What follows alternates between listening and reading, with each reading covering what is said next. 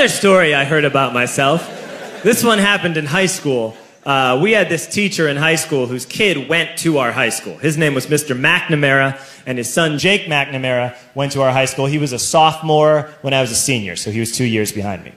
And Mr. McNamara was an asshole. And one weekend, he and his wife decided to leave town, which you should never do if you're an asshole.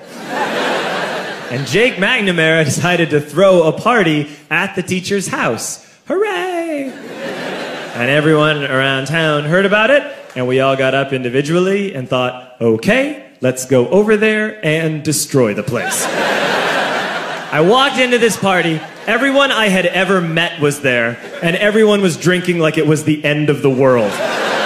People were drinking like it was the Civil War and a doctor was coming to saw our legs off. It was totally unsupervised. We were like dogs without horses. We were running wild. I walked down to the basement. They had a pool table in the basement. One dude took a running start and threw his body onto the pool table and broke it in half. Another kid found out which room was Mr. McNamara's and went upstairs and took a shit on his computer. So the party was going great. I'm standing in the basement and I'm holding a red cup. You've seen movies. And I'm standing there and I'm holding a red cup and I'm starting to black out. And I guess someone said like, something, something, police. And in a brilliant moment of word association, I yelled, fuck the police! Fuck the police! And everyone else joined in. 100 drunk white children yelling, fuck the police. With the confidence of guys who have like already been to jail and aren't afraid of it anymore. You know, that like, I serve my nickel, you come and take me confidence. But white children.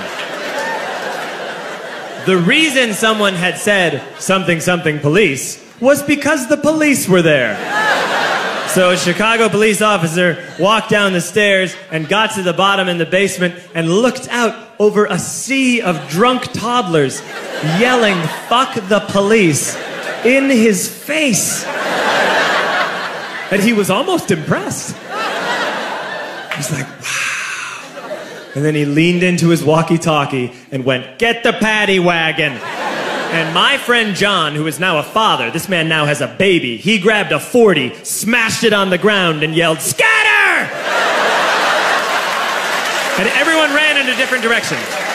We all ran in different directions. It was like that scene in Ratatouille when the humans come in the kitchen and all the rats go in different ways. We all ran in different directions. I ran into the laundry room and I jumped up on the washing machine and I crawled out through a window into the backyard, and now I'm running through the backyard and there was this big chain link fence and I thought, I've never climbed a fence that high before. And then I woke up at home